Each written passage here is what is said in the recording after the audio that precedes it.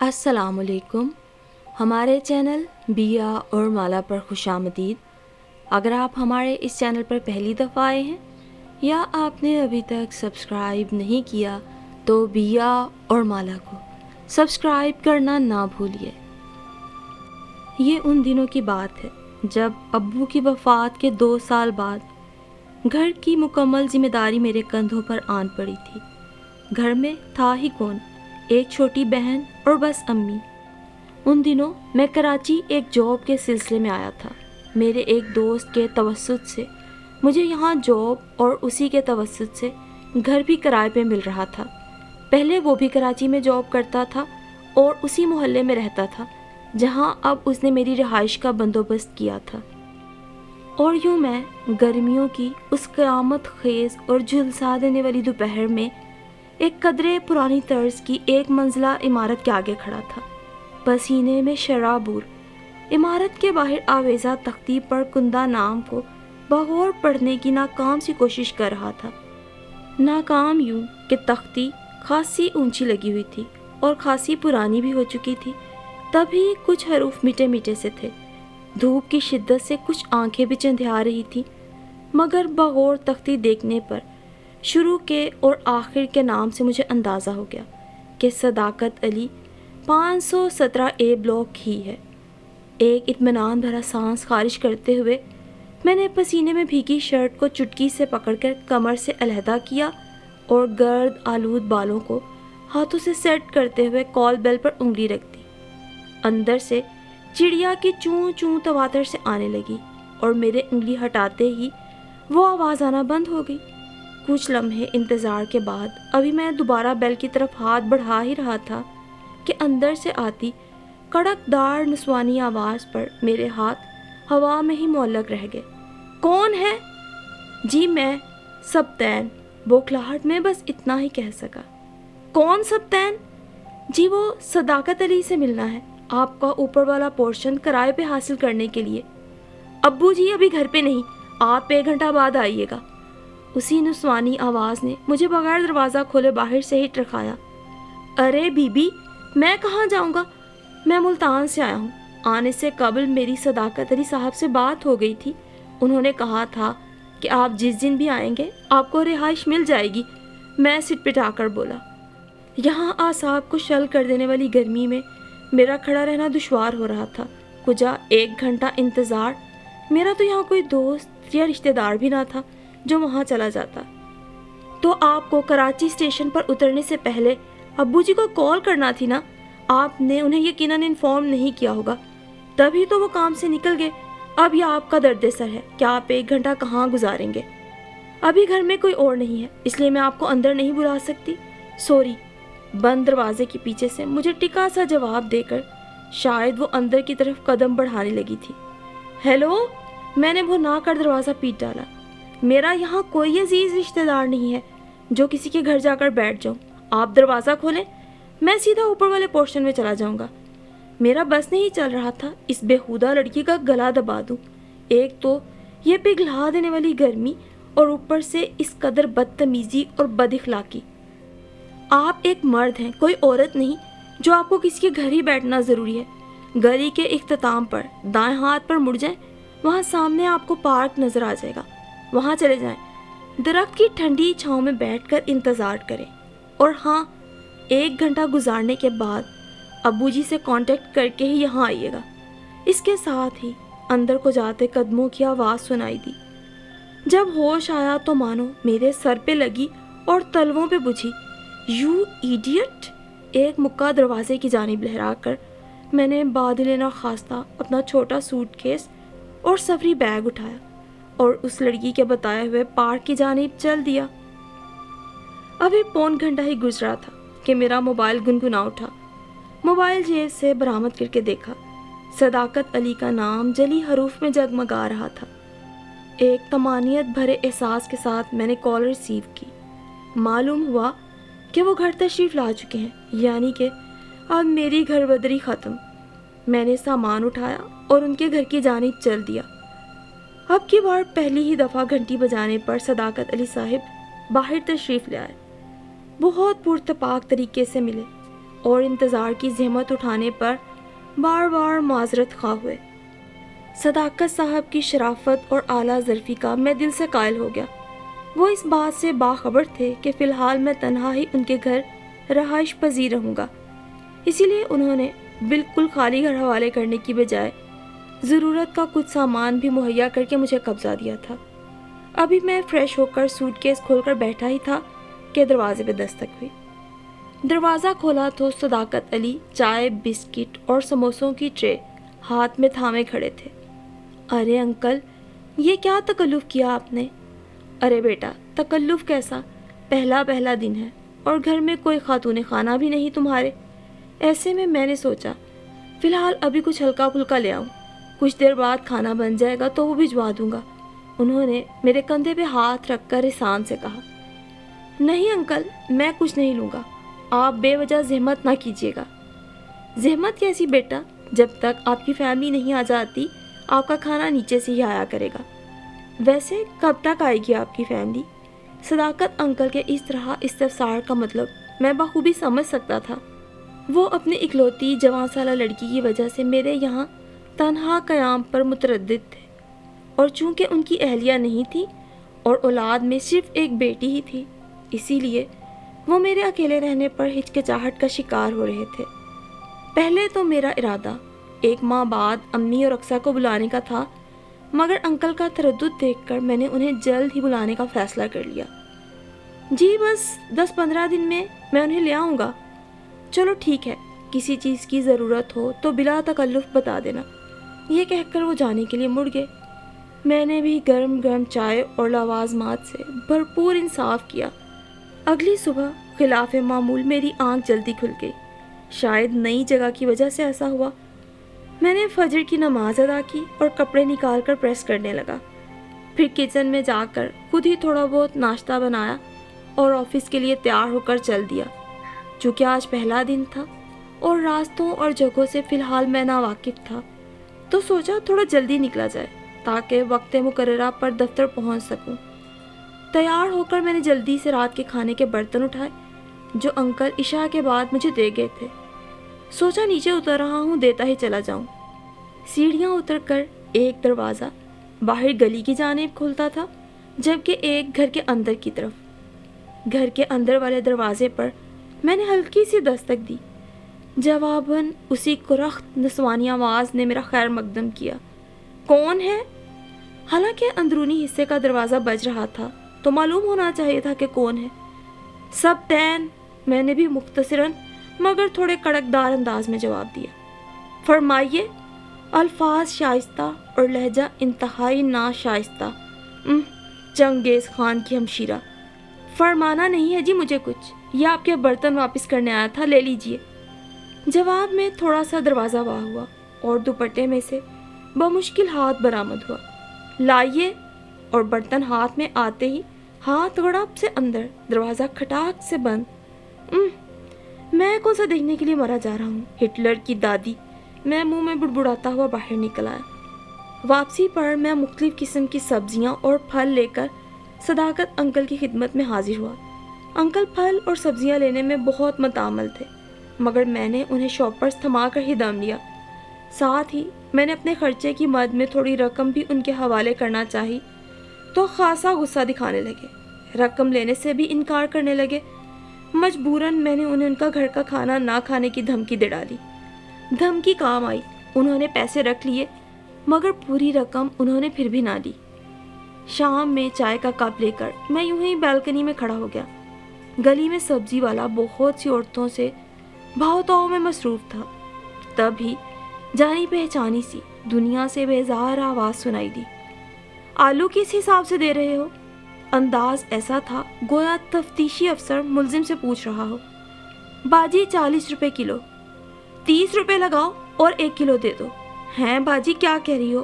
30 روپے تو ہماری خرید بھی نہیں۔ اچھا، تو پھر یہ برابر والی پڑوسن تمہاری خالہ لگتی ہے جو تم نے ابھی اسے 60 روپے میں 2 کلو دے دیے؟ آواز کے ساتھ ساتھ کان بھی بڑے تیز تھے محترمہ کے۔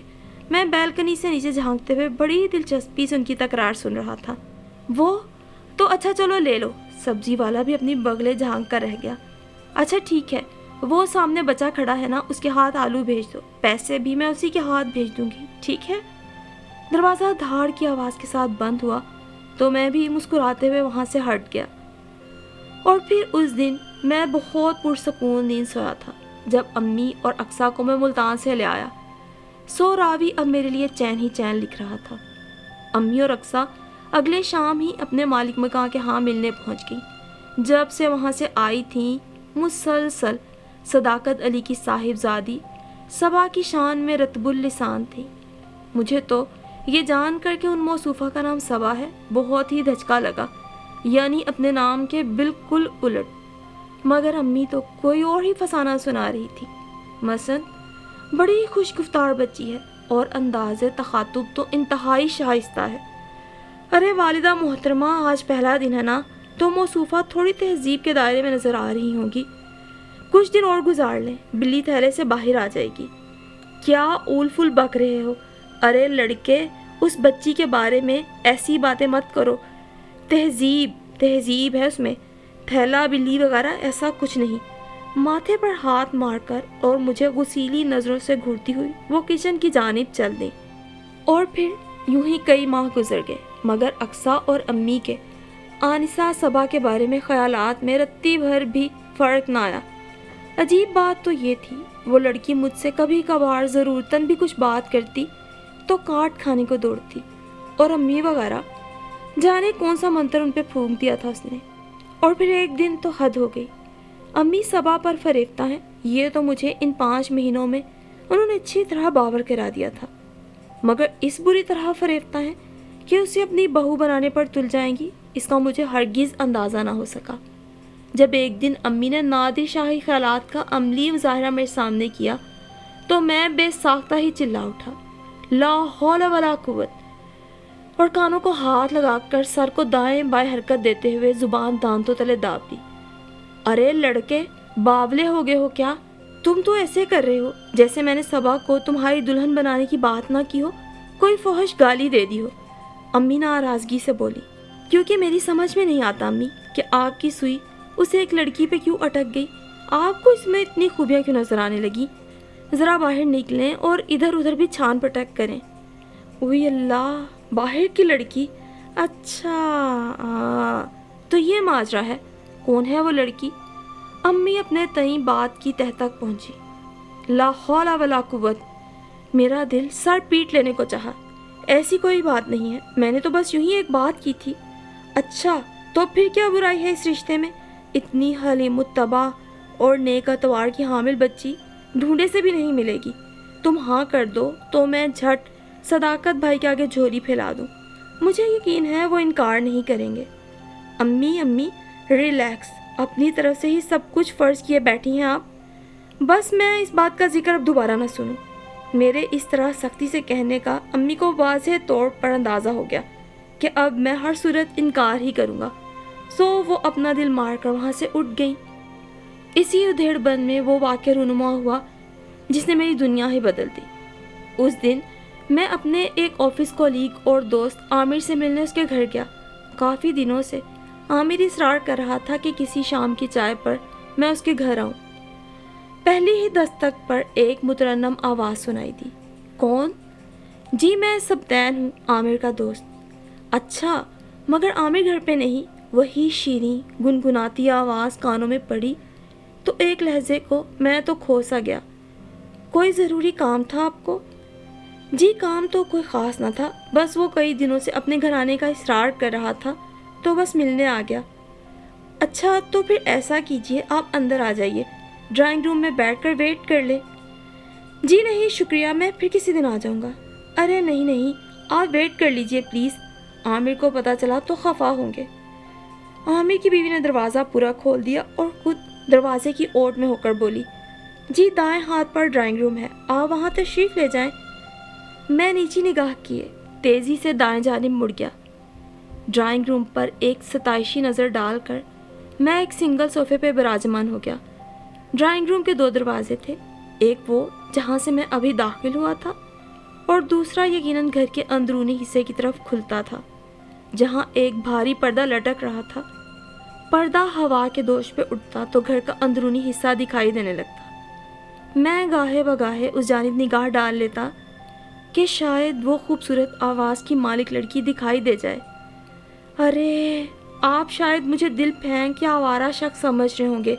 प्लीज़ ऐसा हरगिज़ मत समझिएगा। यकीन जानिए, मेरी जगह अगर आप में से भी कोई होता तो उस लड़की की मशहूर कुन आवाज़ के सहर में वक्ती तौर पे गिरफ्तार हो जाता। मैं इतना गिरा हुआ हरगिज़ नहीं था कि एक अजनबी लड़की, बिलखसूस दोस्त की बीवी के बारे में इस तरह के एहसासात रखूं। बहरहाल उस वक्त मैं वाकई खुद को बड़ा बेबस महसूस कर रहा था। आमिर की शादी को महज 6 माह हुए थे और वो अपने घर वालों से अलहदा अपनी बीवी के हमरा इस किराए के मकान में रहाइश पजीर था। और वो दिन में 75 मरतबा मुझे ये ज़रूर बताता कि उसकी बीवी दुनिया की हसीन तरीन औरत है, और इस हसीन तरीन औरत की हसीन तरीन आवाज़ के बाइस मैं दिल ही दिल में उसके नादीदा हुस्न का मोतरिफ हो चुका था। ये ले लीजिए प्लीज़।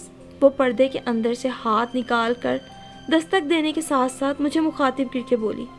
मैं यकदम अपने ख्यालों से बाहर आया, जल्दी से आगे बढ़कर ट्रे को थाम लिया। अरे, इस तकल्लुफ़ की क्या ज़रूरत थी? अभी आप आमिर को तो आने देती, साथ ही पी लेते चाय। जवाबन उसका नकरई कहकहा गूंजा।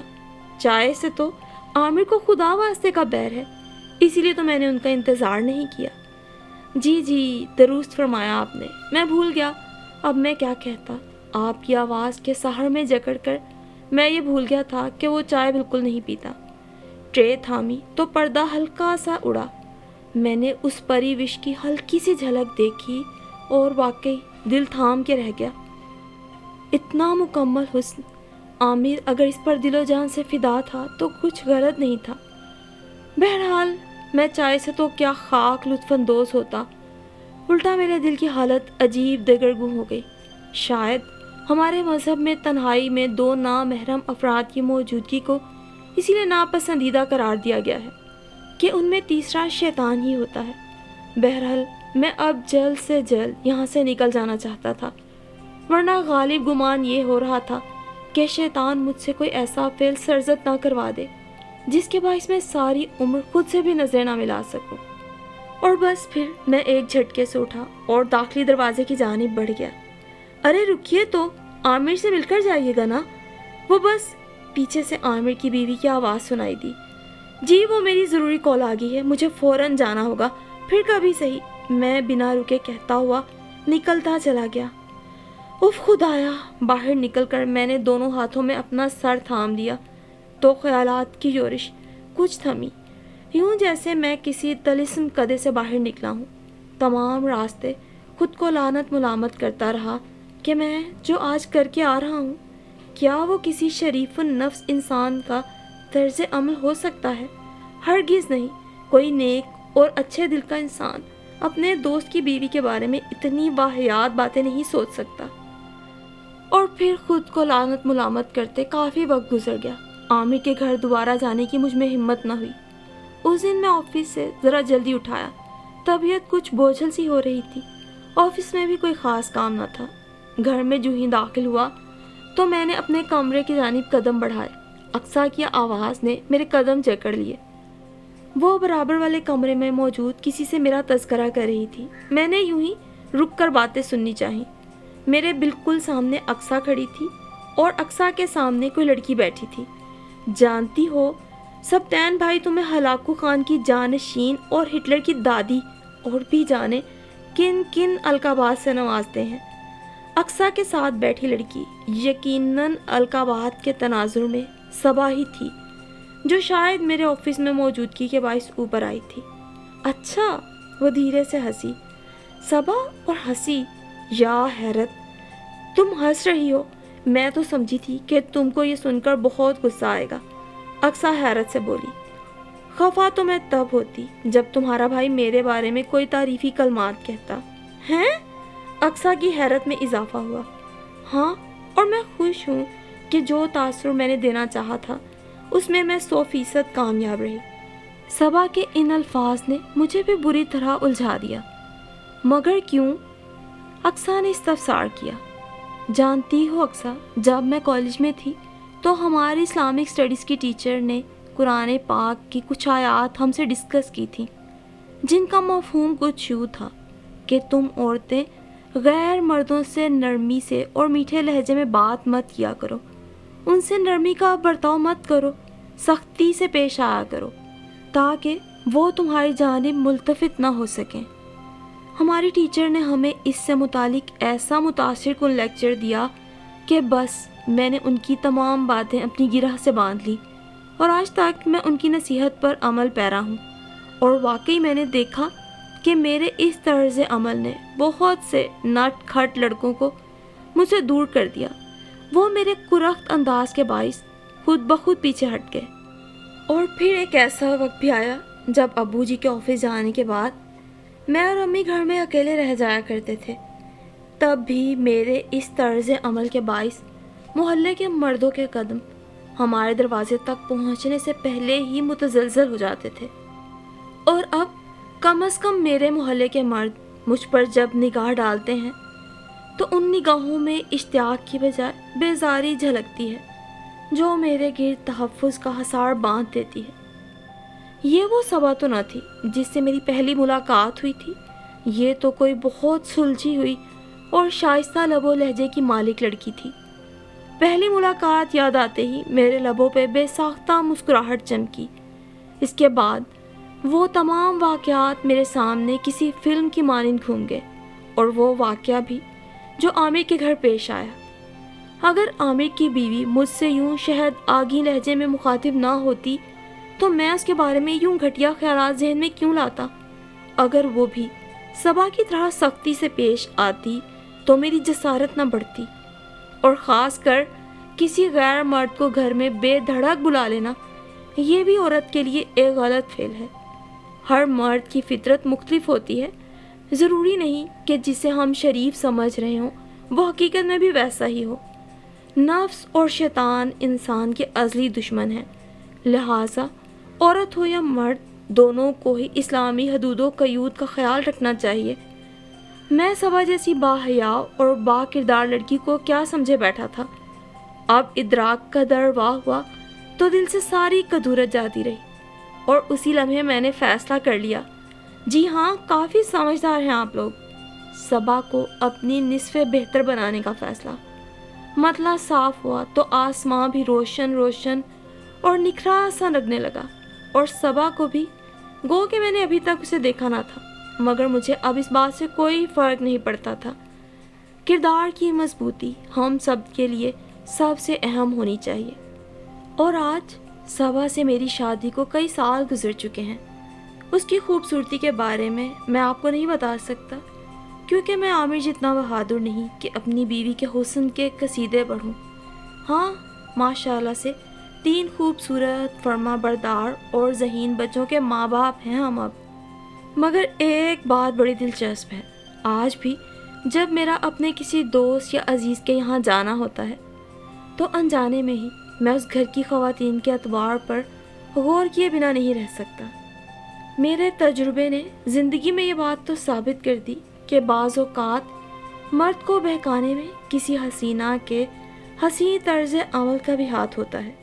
اسی لیے آج آپ سے گزارش ہے کہ شریک حیات کے انتخاب کے وقت کسی ملکہ حسن کی بجائے ایک باحیا اور با کردار عورت کا انتخاب کیجیے، کہ ایک نیک اور باحیا عورت ہی ایک اچھی نسل کی بنیاد رکھ سکتی ہے۔